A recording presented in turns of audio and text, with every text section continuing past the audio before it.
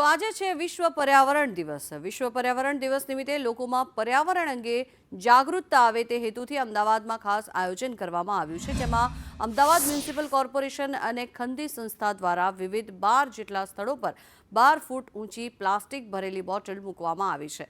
પ્લાસ્ટિકની બોટલ પર્યાવરણ માટે કેટલી નુકસાનકારક છે તે લોકો સમજે અને નદી, તળાવ કે રોડ રસ્તા પર આ પ્લાસ્ટિકની બોટલો ન ફેંકે તે સંદેશો આપવા માટે આ કાર્ય કરવામાં આવ્યું છે।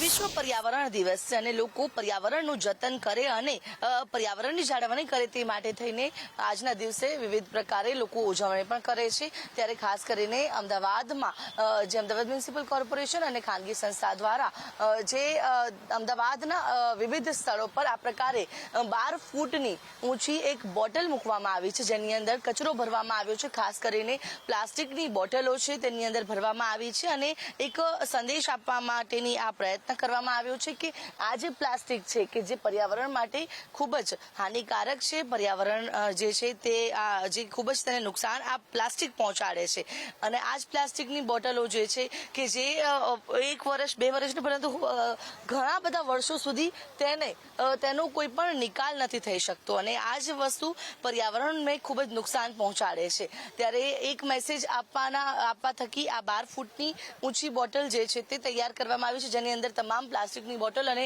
પ્લાસ્ટિક વેસ્ટ છે તે મૂકવામાં આવ્યો છે। અમદાવાદના ગુજરાત યુનિવર્સિટી વિસ્તાર હોય, વસ્ત્રાપુર લેક હોય અથવા તો રિવરફ્રન્ટ વિસ્તાર, અલગ અલગ વિસ્તાર પર આ પ્રકારની બોટલો મૂકીને તેની અંદર પ્લાસ્ટિકની બોટલ ભરીને એક પર્યાવરણના જતન માટેનો સંદેશ આપવા માટેનો પ્રયત્ન કરવામાં આવ્યો છે।